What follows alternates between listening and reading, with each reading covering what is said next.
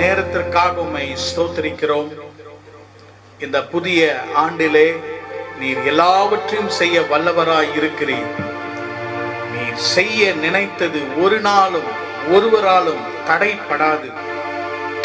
ஆண்டவர் தாமே இந்த பாடல்களை கேட்டுக்கொண்டிருக்கிற, வார்த்தையை கேட்க போகிற ஒவ்வொருவரையும் கர்த்தர் ஆசீர்வதிப்பீராக. தொடர்ந்து கர்த்தாவே எங்கள் வாழ்க்கையிலே தடைகளை உடைத்து எங்களுடைய தரிசனங்களை கர்த்தர் நிறைவேற்றும்படியாக நாங்கள் செபிக்கிறோம்.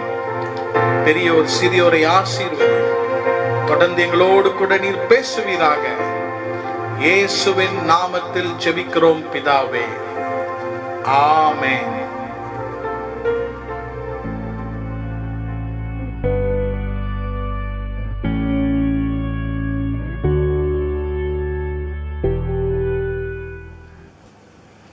ஆண்டவராகிய இயேசுவின் நாமத்திலே இந்த புதிய வருஷத்தின் முதல் கர்த்தருடைய நாளிலே உங்களை சந்திப்பதிலே மிகவும் மகிழ்ச்சி அடைகிறேன். இந்த நாள் காலையிலே கர்த்தர் இந்த வருஷத்தை நமக்கு ஆசீர்வதித்து கர்த்தர் நம்மை பாதுகாத்து நடத்தும்படியாக உங்களுக்காக நாங்கள் ஜெபிக்கிறோம். இந்த காலை நம்முடைய வேத தியானத்திற்காக லூக்கா எழுதின சுவிசேஷம் 13ஆம் அதிகாரம் 6ஆம் வசனம் முதல் 9ஆம் வசனம் வரை உங்களுக்காக நாங்கள் வாசிக்க போகிறோம். We are going to read for this morning meditation from Luke's Gospel chapter 13 from verse 6 to verse 9. அப்பொழுது அவர் ஒரு உவமையை சொன்னார். ஒருவன் தன் திராட்சை தோட்டத்தில் ஒரு அத்தி மரத்தை நாட்டியிருந்தான். அவன் வந்து அதிலே கனியை தேடின போது ஒன்றும் காணவில்லை. He spake also this parable. A certain man had a fig tree planted in his vineyard, and he came and sought fruit thereon, and found none. அப்பொழுது அவன் தோட்டக்காரனை நோக்கி, இதோ 3 வருஷமாய் இந்த அத்தி மரத்திலே கனியை தேடி வருகிறேன், ஒன்றையும் காணவில்லை. இதை வெட்டி போடு, இது நிலத்தையும் ஏன் கெடுக்கிறது என்றான். Then said he unto the dresser of his vineyard, Behold, these 3 years I come seeking fruit on this fig tree, and find none. Cut it down. Why cumbereth it the ground? அதற்கு அவன், ஐயா, இது இந்த வருஷமும் இருக்கட்டும். நான் இதை சுற்றிலும் கொத்தி எரு போடுவேன். கனி கொடுத்தால் சரி, கொடாவிட்டால் இனிமேல் இதை வெட்டி போடலாம் என்று சொன்னான் என்றார். And he answering said unto him, Lord, let it alone this year also, till I shall dig about it and dung it, and if it bear fruit, well, and if not, then after that thou shalt cut it down. நாம் இந்த காலையிலே வாசித்த இந்த வேத பகுதி ஆண்டவராகிய இயேசு கிறிஸ்து தன்னுடைய சொந்த வாயினால் மொழிந்த ஒரு உவமை. This is a parable spoke out of the mouth of our Lord and Savior Jesus Christ. இந்த உவமையிலே 8ஆம் வசனத்திலே இன்றைக்குரிய செய்தியின் தலைப்பு அமைந்திருக்கிறது. உங்களுக்காக அந்த பகுதியை வாசிக்கிறேன். இது இந்த வருஷமும் இருக்கட்டும். ஆங்கிலத்திலே let it be there this year also. இது இந்த வருஷமும் இருக்கட்டும். கர்த்தருடைய நாமத்துக்கு ஸ்தோத்திரம். ஆண்டவருடைய கிருபையால் நாம் 2021ஆம் ஆண்டுக்குள்ளாக பிரவேசிக்கிறோம். இந்த ஆண்டிலே கர்த்தர் நம்மை சுகத்தோடும் பலத்தோடும் கொண்டு வந்திருக்கிறார். இந்த ஜனவரி மாதம் முதல் ஆண்டவர் நம்மை பார்த்து ஒருவேளை சொல்லுகிற வசனங்கள், வார்த்தைகள், இவர்கள் இந்த வருஷமும் இருக்கட்டும். கர்த்தருடைய நாமத்துக்கு ஸ்தோத்திரம். ஆண்டவர் கிருபையாக கடந்த ஆண்டை நாம் கடக்க, இந்த ஆண்டிலே புதிய கிருபை, புதிய பலன், புதிய தரிசனம், புதிய வாஞ்சைகளோடு கூட நம்மை இந்த வருஷத்துக்குள்ளாக கொண்டு வந்திருக்கிறார். ஆண்டவராகிய தேவன் நம்மை இந்த வருஷத்திலே ஒரு திட்டத்தோடு கூட ஒரு தரிசனத்தோடு கூட கர்த்தர் கொண்டு வந்திருக்கிறார். 6ஆம் வசனம் முதல் 9ஆம் வசனம் வரை ஒரு அத்திமரத்தை குறித்து வாசிக்கிறோம். இந்த வருஷமும் இந்த மரம் இருக்கட்டும் என்று ஆண்டவர் சொல்ல காரணம் என்ன? What is the expectation of God in our lives? இன்றை காலை நம்முடைய செய்தியை the extension of God's opportunity in our life, நம்முடைய வாழ்க்கையிலே கர்த்தர் கொடுக்கும் மற்றொரு வாய்ப்பு என்று சொல்லலாம். இந்த வருஷம் நம்முடைய வாழ்க்கையிலே கர்த்தர் இன்னொரு வருஷத்தையும் இன்னொரு வாய்ப்புகளையும் கர்த்தர் நமக்கு கொடுத்திருக்கிறார். கர்த்தருடைய நாமத்துக்கு ஸ்தோத்திரம். இன்றைக்கு நாம் உயிரோடு இருப்பது கர்த்தருடைய சுத்த பரிபூர்ண கிருபை மாத்திரமே. இந்த 6 முதல் 9 வசனம் வரை 3 அருமையான நம்முடைய வாழ்க்கையை குறித்த காரியத்தை கர்த்தர் இந்த உவமையின் மூலமாக கொண்டு வருகிறார். There are 3 beautiful thoughts embedded in this passage about the fig tree. கர்த்தருடைய நாமத்துக்கு ஸ்தோத்திரம். இந்த 3 குறிப்புகளையும் உங்கள் மத்தியிலே வைக்க விரும்புகிறேன். இதை நாம் தியானிக்கும் பொழுது இந்த வருஷத்தை கர்த்தர் நமக்கு நோக்கம் நிறைந்த முற்றிலுமாக நிறைவேற்றக்கூடிய வருஷமாக கர்த்தர் நமக்கு ஆசீர்வதிப்பார். God will make this year a year of opportunity with purpose and fulfillment. முதலாவதாக, we are able to read God's design. Secondly, we are able to read in this passage God's disappointment. And number 3, we are able to read in this passage God's diligence about our life. தமிழில் உங்களுக்காக சொல்லுகிறேன். ஆண்டவராகிய தேவனுடைய வடிவமைப்பு, நம்முடைய வாழ்க்கையை குறித்த ஒரு வடிவமைப்பு. இரண்டாவதாக, தேவனாகிய கர்த்தருடைய ஒரு ஏமாற்றம். மூன்றாவதாக, ஆண்டவராகிய தேவனுடைய அக்கறை, நம்முடைய வாழ்க்கையை குறித்த அவருடைய மிகவும் கரிசனை, அக்கறை என்று சொல்லலாம். His design, his disappointment and his diligence. அவருடைய வடிவமைப்பு, அவருடைய ஏமாற்றம், அவருடைய அக்கறை. உங்களுக்காக முதலாவதாக 6ஆம் வசனத்தை நாங்கள் உங்களுக்காக வாசிக்கிறோம். அப்பொழுது அவர் ஒரு உவமையையும் சொன்னார். ஒருவன் தன் திராட்சை தோட்டத்தில் ஒரு அத்திமரத்தை நாட்டியிருந்தான். He spake also this parable. A certain man had a fig tree planted in his vineyard, and he came and sought fruit thereon and found none. இந்த 6ஆம் வசனத்தின் மத்திய பகுதியை மட்டும் நாம் பார்க்கும் பொழுது, ஒரு மனிதனுக்கு ஒரு திராட்சை தோட்டம் இருந்தது. A man had a vineyard. ஒரு திராட்சை தோட்டத்தை வைத்திருந்த ஒருவன் அந்த திராட்சை தோட்டத்தின் மத்தியிலே ஒரு அத்திமரத்தை நாட்டுகிறான். கர்த்தருடைய நாமத்துக்கு ஸ்தோத்திரம். We can call this as the design of God. ஆண்டவருடைய ஒரு வடிவமைப்பு என்று நாம் சொல்லலாம். எப்படி என்றால், திராட்சை தோட்டம், பெரிய திராட்சை தோட்டத்தை ஒருவன் வைத்திருக்கிறான். ஆனால் பாருங்கள், அந்த திராட்சை தோட்டத்தின் நடுவிலே ஒரு அத்திமரத்தை அவன் நாட்டுகிறான். He is planting a fig tree in the midst of a vineyard. கர்த்தருடைய நாமத்துக்கு ஸ்தோத்திரம். உபாகமத்தின் புத்தகம் 22ஆம் அதிகாரம் 9ஆம் வசனத்தை நீங்கள் எடுத்து வாசிக்கும் பொழுது, ஆண்டவராகிய தேவன் ஒரு தோட்டத்திலே ஒரே விதமான செடிகளை இஸ்ரவேல் ஜனங்கள் நாட்ட வேண்டும் என்று குறித்திருக்கிறார். இந்த உவமையை வாசிக்கும் பொழுது ஆண்டவருடைய ஒரு வடிவமைப்பு. கர்த்தருடைய நாமத்துக்கு ஸ்தோத்திரம். சங்கீதங்களின் புத்தகம் 1ஆம் அதிகாரம் 1ஆம் வசனம் நமக்கு தெரியும். அந்த முழு சங்கீதத்தையும் வாசிக்கும் பொழுது, அவன் நீர் பாய்ச்சலான வழியிலே அவன் நாட்டப்பட்டிருப்பான். He shall be planted by the rivers of water. ஒரு மனிதனை மரமாக வேதத்திலே வாசிக்கலாம். கர்த்தருடைய நாமத்துக்கு ஸ்தோத்திரம். இன்றைக்கு நீங்களும் நானும் கர்த்தருக்கென்று ஒரு மரமாக கர்த்தர் நாட்டி இருக்கிறார்.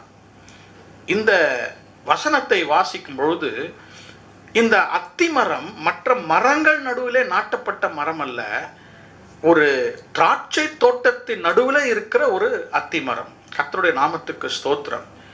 A vineyard is different, a fig tree is different. இவர் என்ன செய்கிறார்? அத்திமரத்தை கொண்டு போய் திராட்சை தோட்டத்திலே அவர் நாட்டி வைக்கிறார். அதுதான் கர்த்தருடைய ஒரு வடிவமைப்பு. இது எதை குறிக்கிறது என்றால், 2 முக்கியமான கர்த்தருடைய வடிவமைப்பை நமக்கு காட்டுகிறது. முதலாவதாக God's positioning of us and God's provision for us. ஆண்டவர் நமக்கென்று ஒரு ஸ்தானத்தை வைத்திருக்கிறார். அந்த திராட்சை தோட்டம் கர்த்தருடைய குடும்பங்களை குறிக்கின்றன.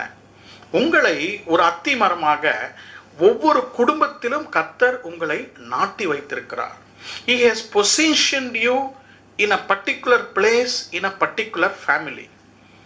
இந்த குடும்பத்திலே நான் பிறந்திருக்கிறேன், இப்படியாக நான் திருமணம் செய்திருக்கிறேன், எனக்கு பிள்ளைகள் இருக்கிறார்கள், ஏன் கர்த்தர் இதை எனக்கு தந்தார் என்று கர்த்தரிடம் நாம் ஒரு நாளும் கேள்வி கேட்க முடியாது. Why did God place me in this family என்று அநேகர் கேட்கிறார்கள். அத்தி மரத்தை அத்தி தோட்டத்திலே வைக்காமல் அத்தி மரத்தை திராட்சை தோட்டத்திலே வைக்கிறார். That is God's sovereign positioning. அவருடைய சர்வ ஞானத்திலே அவர் வைத்திருந்த அவர் சர்வாங்க அவருடைய ஞானமாக இருக்கிறது. இன்றைக்கு இந்த வருஷம் ஆரம்பிக்கும் பொழுது நம்முடைய வாழ்க்கையை கர்த்தர் திட்டத்தோடு வைத்திருக்கிறார். ஆண்டவரை பார்த்து சொல்ல வேண்டும், ஆண்டவரே, என்னை ஒரு அத்தி மரமாக you have positioned me in this family. எனக்கென்று ஒரு ஸ்தானத்தை கிறிஸ்துவுக்குள்ளாக என்னை நாட்டி வைத்திருக்கிறேன். கர்த்தருடைய நாமத்துக்கு ஸ்தோத்திரம். அங்கு பாருங்கள், it was not only positioned, it was also made available provision for the tree. அந்த மரத்திற்கு ஆண்டவர் சர்வ காரியங்களையும் கொடுத்திருந்தார். The fig tree was not sown, but it was planted. Transplantation என்று சொல்லுவோம்.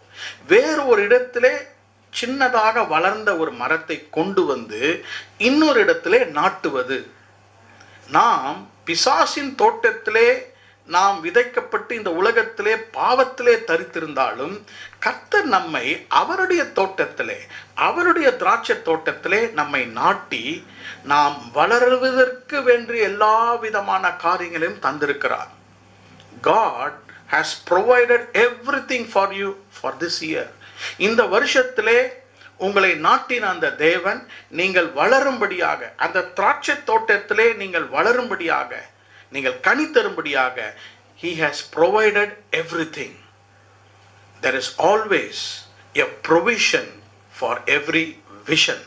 கர்த்தருடைய நாமத்துக்கு ஸ்தோத்திரம். உங்கள் தரிசனம் என்னவா இருந்தாலும் சரி, உங்களுடைய திட்டங்கள் என்னவா இருந்தாலும் சரி, கர்த்தர் அதற்கு வேண்டிய ஆசீர்வாதங்களை உங்களுக்கு தந்திருக்கிறார். அதுதான் கர்த்தருடைய வடிவமைப்பு. தன் திராட்சை தோட்டத்தில் ஒரு அத்தி மரத்தை நாட்டியிருந்தான். Don't worry about your family position.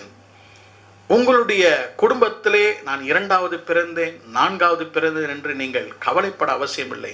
கர்த்தர் உங்களை ஒரு குடும்பத்திலும் ஒரு வேலை ஸ்தலத்திலும் ஊழியத்திலும் God has positioned you and God has provided for you so that you can grow like a fig tree. கர்த்தருடைய நாமத்துக்கு ஸ்தோத்திரம். ஆகவேதான் கர்த்தர் சொல்லுகிறார், இவள் இந்த வருஷமும் இருக்கட்டும், because I have a design about their life. இரண்டாவதாக அதே 6ஆம் வசனத்தின் 2வது பகுதியை உங்களுக்காக நாங்கள் வாசிக்கிறோம்.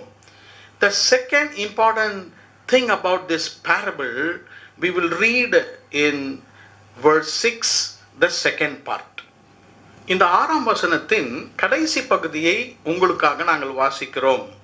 அவன் வந்து அதிலே கனியை தேடின போது ஒன்றும் காணவில்லை. And he came and sought fruit thereon and found none. அவன் ஒரு நேரத்தை வைத்து அந்த அத்திமரத்தை தேடி அவர் வருகிறார். அத்திமரத்தை திராட்சை தோட்டத்திலே நாட்டின அந்த தோட்டக்காரன், அந்த உரிமையாளனும் 2 பேரும் வந்து அந்த அத்திமரத்தை பார்க்கிறார்கள். அதை நாட்டின பின்பு அதனுடைய கனி கொடுக்கும் காலத்திலே அவர்கள் வந்து கனிக்காக அந்த மரத்தை பார்க்கும் பொழுது, கனியை தேடின போது ஒன்றும் காணவில்லை. கர்த்தருடைய நாமத்துக்கு ஸ்தோத்திரம். ஒரு மனிதன் ஒரு மரத்தை நாட்டுவான் என்றால் அந்த மரத்திலிருந்து கனியை பெற்றுக்கொள்வதற்கு அவனுக்கு எல்லா உரிமையும் உண்டு. If a man plants a tree and that man has all rights to expect fruit from the tree at the right season, அந்த காலத்திலே கனி தர வேண்டும் என்ற ஒரு எதிர்பார்ப்பு உண்டு. இந்த மனிதன் வந்து அங்கு கனியை தேடி பார்க்கும் பொழுது வேதம் சொல்லுகிறது, இயேசு சொல்லுகிறார், அந்த இடத்துல ஒரு கனியும் அவன் காணவில்லை. I call this as God's disappointment. ஆண்டவராகிய தேவனுடைய ஒரு ஏமாற்றம். கடந்த வருடத்திலே கர்த்தர் நம்மை இந்த உலகத்திலே நாட்டி இருந்தார். நம்ம மனதில் ஒருவேளை யோசிக்கலாம், ஆண்டவரே உமக்காக அவ்வளவு கனி நான் தர முடியவில்லை, உலகத்தில் இருந்த சூழ்நிலையிலே I was not able to bear a fruit for you என்று நீங்கள் சொல்லலாம். கர்த்தர் உங்களை பார்த்து சொல்லுகிறார், நான் நிச்சயமாகவே உங்களை குறித்து என்னுடைய எதிர்பார்ப்பிலே நான் ஏமாற்றம் அடைந்தேன் என்று கர்த்தர் ஒருவேளை சொல்லலாம். பாருங்கள், இந்த அத்திமரத்தை குறித்த ஒரு மரத்தை குறித்த ஒரு பிரமாணத்தை கர்த்தர் லேவியராகமத்திலே எழுதி வைத்திருக்கிறார்.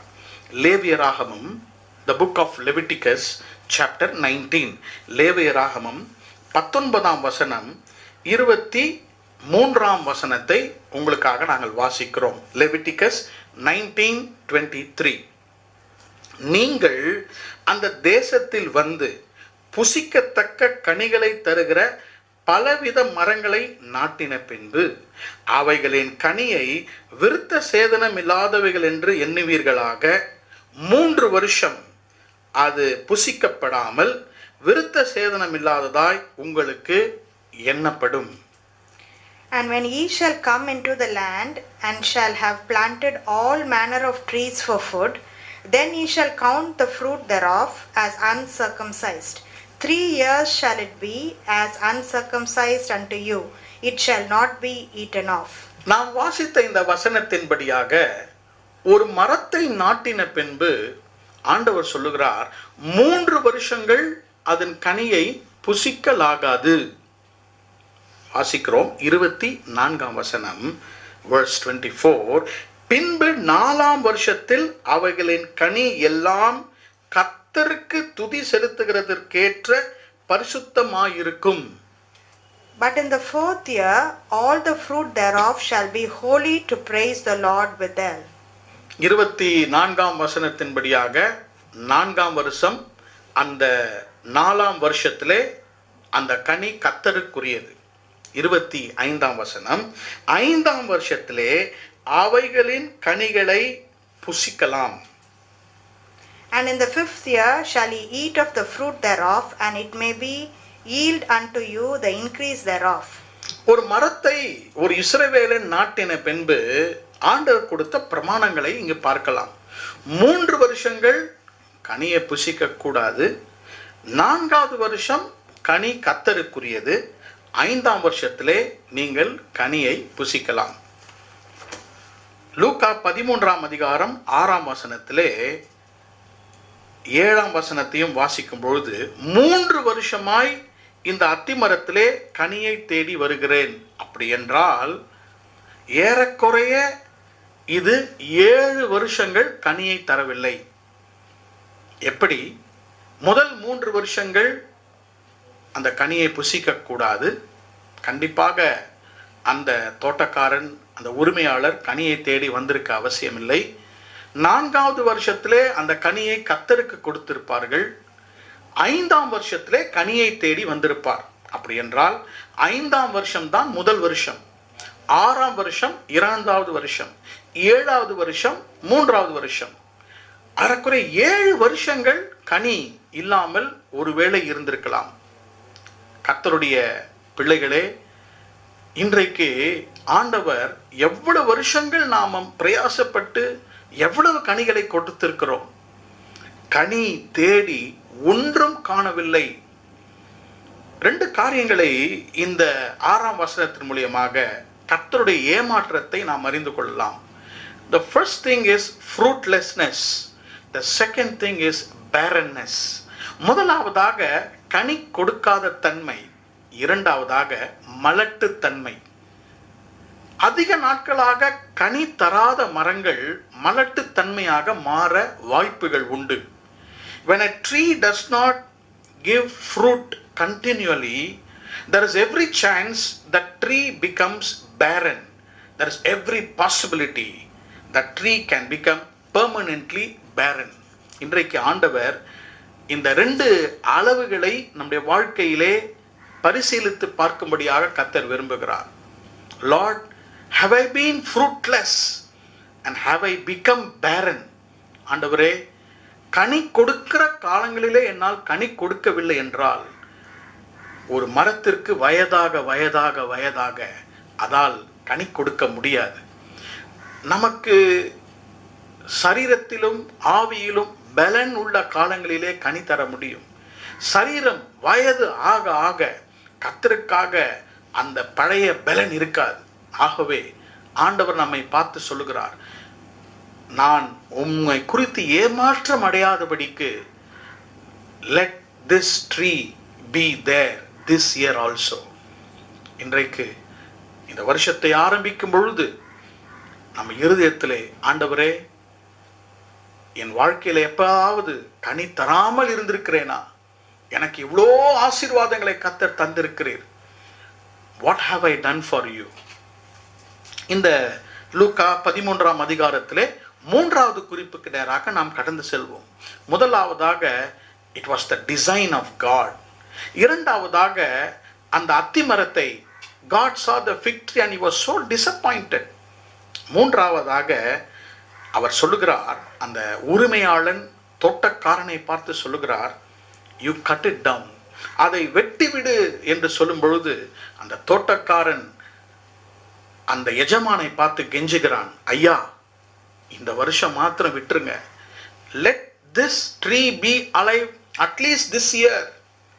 கர்த்தருடைய நாமத்துக்கு ஸ்தோத்திரம். உண்மையாகவே உரிமையாளன் நம்முடைய பிதாவாகிய தேவன், அந்த தோட்டக்காரன் இயேசு கிறிஸ்து உங்களுக்காக எனக்காக பிதாவிடம் பரிந்து பேசி, இவர்கள் இந்த வருஷமும் இருக்கட்டும், ஆனால் நான் என்ன செய்ய போகிறேன். அங்கதான் கர்த்தருடைய அக்கறை, the diligence of God. Number 3, the diligence of God. அவர் என்ன சொல்லுகிறார்? 8ஆம் வசனத்தை உங்களுக்காக வாசிக்கிறோம். அதற்கு அவன், ஐயா, இது இந்த வருஷமும் இருக்கட்டும், நான் இதை சுற்றிலும் கொத்தி எரு போடுவேன். And he answering said unto him, Lord, let it alone this year also, till I shall dig about it and dung it. ஆண்டவராகிய இயேசுவுடைய ஒரு அக்கறை, the diligence of God. இந்த மரத்தின் மேல் ஆண்டவருக்கு மிகவும் ஒரு அக்கறை, a concern, a diligence. ஏன் அவருடைய அக்கறை, diligence என்று சொல்லுகிறேன்? அவர் என்ன சொல்லுகிறார்? இதை அப்படியே நான் விட்டு விடாமல் சுற்றிலும் கொத்தி எரு போடுவேன். 3 காரியங்களை இந்த மரத்திற்கு நன்றாக கனி கொடுக்கும்படியாக கர்த்தர் செய்ய விரும்புகிறார். முதலாவதாக கொத்துவேன், ஐ வில் டிக், அதை கொத்துவேன்.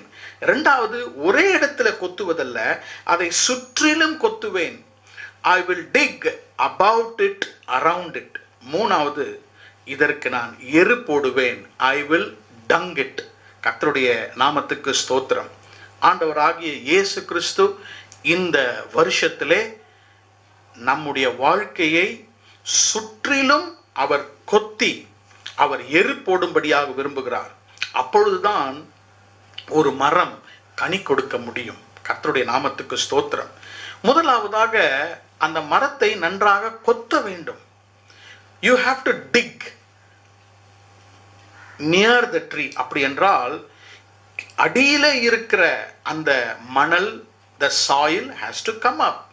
மேலே இருக்கிற அந்த மணல் கீழே போக வேண்டும். There should be a overhauling of our life. There should be a change that God has to bring. ஒரே போல வாழ்ந்த வாழ்க்கையை ஆண்டவர் தலைகீழாக மாற்ற விரும்புகிறார். அதுதான் அதை அந்த வசனம் சொல்லுகிறது. ஆண்டவர் அதை கொத்த விரும்புகிறார். When you start digging it, the Lord starts overturning the soil. ஏசாயா 5ஆம் அதிகாரம் முதல் 7 வசனங்களை நீங்கள் வாசிக்கும் பொழுது, ஒரு தோட்டத்திலே தேவன் என்ன செய்கிறார்? கற்களை எல்லாம் பொறுக்கி போடுகிறார். ஒரு தோட்டத்தை நாட்டி கற்களை பொறுக்கி போடுகிறார். நம்முடைய வாழ்க்கையில இருக்கிற நம்முடைய மணல், நம்முடைய மரத்தின் சுற்றிலும் இருக்கிற மணலில் இருக்கிற கற்களை கர்த்தர் எடுத்து போட விரும்புகிறார். Unwanted stones God likes to remove when he starts digging our life. தேவையில்லாத தடைகள், கற்களை கர்த்தர் எடுத்து போட விரும்புகிறார். இரண்டாவதாக, he wants to go round about it. சுற்றிலும், வாழ்க்கையிலே ஒரே பகுதியிலே மட்டுமல்ல, நம்முடைய வாழ்க்கையிலே எல்லா பகுதியிலும் கர்த்தர் நம்மை கொத்தும்படியாக விரும்புகிறார். 100% of our life belongs to God. நம்முடைய வாழ்க்கையை முற்றிலுமாக அவருக்கு ஒப்பு கொடுக்கும் பொழுதுதான், அந்த மரத்தை கொத்துவதல்ல, சுற்றிலும் கொத்தினால்தான் அது அதிகமான கனிகளை கொடுக்க முடியும். கர்த்தருடைய நாமத்துக்கு ஸ்தோத்திரம். கடைசியாக அவர் என்ன சொல்லுகிறார்? எரு போடுவேன். I will dung it. அதற்கு தேவையான தண்ணீர், அதற்கு தேவையான உரம், அதற்கு தேவையான சூரிய வெளிச்சம் தேவை. இந்த தண்ணீரும் சூரிய வெளிச்சமும் எரு போடுவதும் இருந்தால்தான் அந்த மரம் அதிகமான கனியை கொடுக்க முடியும். கர்த்தருடைய நாமத்துக்கு ஸ்தோத்திரம். நீங்கள் எரேமியா 4ஆம் அதிகாரம் முதல் 4 வசனத்தை குறித்து நீங்கள் வாசியுங்கள். யோவான் 15ஆம் அதிகாரம் முதல் 2 வசனங்களை வாசிக்கும் பொழுது இயேசு கிறிஸ்து எப்படி கனி கொடுக்க முடியும் என்று சொல்லுகிறார். என்னிலே நிலைத்திருங்கள். கொடியானது என்னில் நிலைத்திராவிட்டால் அது கனி கொடுக்க முடியாது. இந்த 2021ஆம் ஆண்டிலே நாம் கனி கொடுக்கிற ஜீவியத்தை வாழும்படியாக ஆண்டவர் உங்களையும் என்னையும் இன்றைக்கு அவர் அழைக்கிறவராயிருக்கிறார். அதற்காக தான் நம்மை பார்த்து அவர் சொல்லுகிறார், இந்த வருஷமும் இந்த மரம் இருக்கட்டும். Let this tree be there this year also. மரமாகிய நாம் கர்த்தருக்கென்று கனி கொடுக்க வேண்டும் என்றால் இயேசு கிறிஸ்துவில் நிலைத்திருக்க வேண்டும். யோவான் 15ஆம் அதிகாரத்திலே 3 வகையான கனி கொடுத்தலை குறித்து இயேசு பேசுகிறார். முதலாவதாக கனி கொடுத்தல், இரண்டாவதாக அதிக கனி கொடுத்தல், மூன்றாவதாக மிகுந்த கனி கொடுத்தல். ஆங்கிலத்திலே சொல்லப்போனால் giving fruit, giving more fruit and giving much fruit. கர்த்தருடைய நாமத்துக்கு மகிமை உண்டாவதாக. இன்றைக்கு ஆண்டவர் அவரிலே நிலைத்திருக்கிறவர்கள், இயேசு கிறிஸ்துவாகிய நானே மெய்யான திராட்சை செடி என்று சொன்ன இயேசுவிலே நிலைத்திருக்கிற, அவர் வார்த்தையிலே நிலைத்திருக்கிறவர்கள், அவருடைய ஜெபத்திலே, அவருடைய ஐக்கியத்திலே, சபை ஐக்கியத்திலே நிலைத்திருக்கிறவர்களுக்கு கனி நிறைந்த வாழ்க்கையை இயேசு நமக்கு நிச்சயித்து தருகிறார். இதுதான் அவருடைய அக்கறை. What is God's care and diligence of our life that we can give fruit to God? நாம் 3 காரியத்தை நாம் பார்த்தோம். அவர் அதை கொத்தும்படியாக விரும்புகிறார், சுற்றிலும் கொத்தும்படியாக விரும்புகிறார், அவர் அதற்கு எரு போடும்படியாக விரும்புகிறார். அருமையான கர்த்தருடைய பிள்ளைகளே, இந்த வருஷத்தை நாம் வீணாக்க கூடாது. அவர் நம்முடைய வாழ்க்கையில ஒரு திட்டத்தையும் வடிவமைப்பையும் வைத்திருக்கிறார். ஒரு நாளும் ஐயோ நான் ஒரு அத்தி மரம் திராட்சை தோட்டத்திலே வைத்து விட்டார், நான் இருக்கிற குடும்பம் சரியில்லை என்று let us not complain. Don't complain about anything this year. கர்த்தர் நல்லவர், அவர் பெரியவர், அவர் உங்களை சரியான இடத்திலே வடிவமைத்து வைத்திருக்கிறார். Accept your position. இரண்டாவதாக, let us not disappoint him this year. இந்த வருஷத்திலே கனி கொடுக்காமல் அவரை நாம் ஏமாற்ற வேண்டாம். தவறான எண்ணங்களோடு கூட நாம் பிரவேசிக்க வேண்டாம் இந்த வருஷத்திலே. மூன்றாவதாக நாம் பார்த்தது போல அவர் நம்மை கொத்தும்படியாக, நம்மை சுற்றிலும் கொத்தும்படியாக, மூன்றாவதாக அவர் நம்முடைய வாழ்க்கையில எரு போடும்படியாக கனி நிறைந்த மரமாக மாறுவோம். ஆகவே தான் அவர் சொல்லுகிறார், இந்த வருஷமும் இவர்கள் இருக்கட்டும். Expose yourself to the word of God. You have to be exposed to God. கர்த்தருடைய பிள்ளைகளோடு கூட ஒரு ஐக்கியம், ஆண்டவரோடு கூட உள்ள ஐக்கியத்தை நாம் பின்பற்றும் பொழுது இந்த வருஷத்தை கர்த்தர் நன்மையுள்ள ஆசீர்வாதமுள்ள வருஷமாக நமக்கு மாற்றி தருவார். இந்த வருஷம் உங்களுக்கு கனி நிறைந்த ஆண்டாக மாறும்படியாக உங்களுக்காக நான் ஜெபிக்க விரும்புகிறேன். கண்களை மூடி நாம் ஜெபிப்போம். பரிசுத்தமுள்ள எங்கள் நல்ல பிதாவே, இந்த 2021 வருஷத்திற்காக நன்றி செலுத்துகிறோம். நாங்கள் ஒரு மரமாக இந்த உலகத்தில் எங்களை நாட்டி வைத்திருக்கிறீர் கர்த்தாவே. இந்த வருஷமும் இருக்கட்டும் என்று கிருபை, இரக்கம், உடைய தயவினால் எங்களுக்கு கொடுத்திருக்கிற வாழ்க்கைக்காக ஸ்தோத்திரம். இந்த வருஷத்திலே கடந்த ஆண்டை காட்டிலும், எங்கள் வாழ்க்கையின் கடந்த ஆண்டுகளை காட்டிலும் நாங்கள் அதிகமாக மிகுந்த கனிகளை உமக்கு நாங்கள் தரும்படியாக அப்பா எங்களை ஒப்பு கொடுக்கிறோம். இந்த வசனத்தை கேட்டுக்கொண்டிருக்கிறோம் ஒவ்வொருவரும், ஒவ்வொருடைய வாழ்க்கையிலும் கர்த்தர் அருமையான திட்டத்தை வைத்திருக்கிறீர். Lord, you have a beautiful design about our life. ஒவ்வொருடைய வாழ்க்கையிலும் அந்த திட்டத்தை கர்த்தர் நிறைவேற்றும். ஆண்டவரே, கடந்ததை குறித்து கவலையோடு கூட ஒவ்வொருவரும் காணப்படலாம். புது வருஷத்திலே நீர் you take care of them. நீர் உம்முடைய கண்களை அவர்கள் மேல் வைத்து அவர்களை ஆசீர்வதிக்கும்படியாக நாங்கள் செபிக்கிறோம். இந்த வருஷத்திலே அவர்கள் ஒரு மரமாக வளர்ந்து பெருகி ஆண்டவரே கனிகளை கொடுத்து அநேகருக்கு நிழலாக இருந்து ஆசீர்வாதமாக வாழ்க்கையை கர்த்தர் தரும்படியாக நான் செபிக்கிறேன். ஒவ்வொருவரையும் நீர் ஆசீர்வதியும். தனித்தனியே குடும்பம் குடும்பமாக ஒவ்வொருடைய வேலைகளை ஆசீர்வதியும், ஒவ்வொருடைய பிள்ளைகளை ஆசீர்வதியும், அவருடைய படிப்புகளை கர்த்தர் நீர் ஆசீர்வதிப்பீராக. எங்களுக்கு நீர் கொடுத்த வாழ்க்கைக்காக நன்றி. எங்களுக்கு கிறிஸ்துவுக்குள்ளாக கொடுத்திருக்கிற வெற்றிக்காக நன்றி செலுத்துகிறோம். தொடர்ந்து ஆசீர்வதித்து பிதா குமாரன் பரிசுத்தாவின் நாமத்தினாலே இந்த வருஷத்திலே எங்களை ஆசீர்வதியும். இயேசுவின் நாமத்தில் ஜெபிக்கிறோம் பிதாவே, ஆமென். என் ஆத்துமாவே கர்த்தரை ஸ்தோத்திரி, என் முழு உள்ளமே அவருடைய பரிசுத்த நாமத்தை ஸ்தோத்திரி. என் ஆத்துமாவே கர்த்தரை ஸ்தோத்திரி, கர்த்தர் செய்த சகல உபகாரங்களையும் மறவாதே. ஆமென். நம்முடைய கர்த்தராகிய இயேசு கிறிஸ்துவினுடைய கிருபையும் பிதாவாகிய தேவனுடைய அன்பும் பரிசுத்த ஆவியானவருடைய அந்யோன்ய ஐக்கியமும் நம்மோடும் நம் குடும்பத்தாரோடும் இன்றும் என்றும் சதா காலங்களிலும் இருப்பதாக. ஆமென்.